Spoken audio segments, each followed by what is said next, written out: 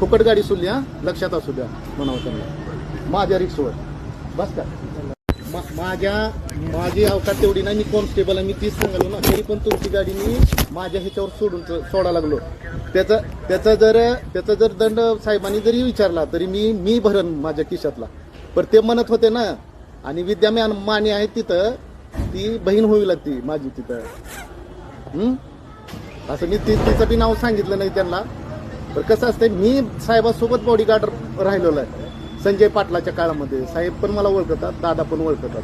मी बी त्यांचाच कार्यकर्ता आहे. फक्त आम्ही असं वरी येत नव्हतो वर्दी असल्यामुळं. बरं का सर? हां, फुकट गाडी सोडली हा, लक्षात असू द्या म्हणावं त्यांना. माझ्या रिक्षावर बस का? नाही तुमचं. माझी अवकाश तेवढी नाही. मी तुम्हाला तीच सांगायला लागलो. तुम्ही मला ह्याचे फोन आणा, त्याचे फोन आणा. ती लोक पावत्या करतील का? तुमच्यामुळे ती बी करणार. ह्यांना मी सांगितलं 5 मिनिट बसा.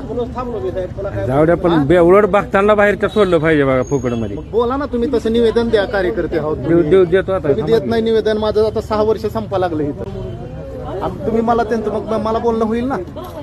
तिथून गाड्या त्यांनी आणल्या आणि मला सोडून दिलं. काही मी खोटं बोललो का सांगा? माझं पटलं असेल तुम्हाला. पण आमदाराचा फोन आल्यावर, पीएचा फोन आल्यावर गाड्या सुटतात, आणि बाकीच्या बघताना काय करायचं? त्यांनी कुणाला फोन लावा?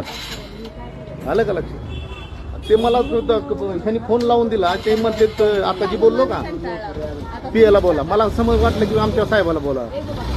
ती मला तिकडून जमदाडी साहेब दाब द्यायला लागले, म्हणून त्यांना म्हणलं सांगा. जाऊ काहीतरी दाब टाकायचं.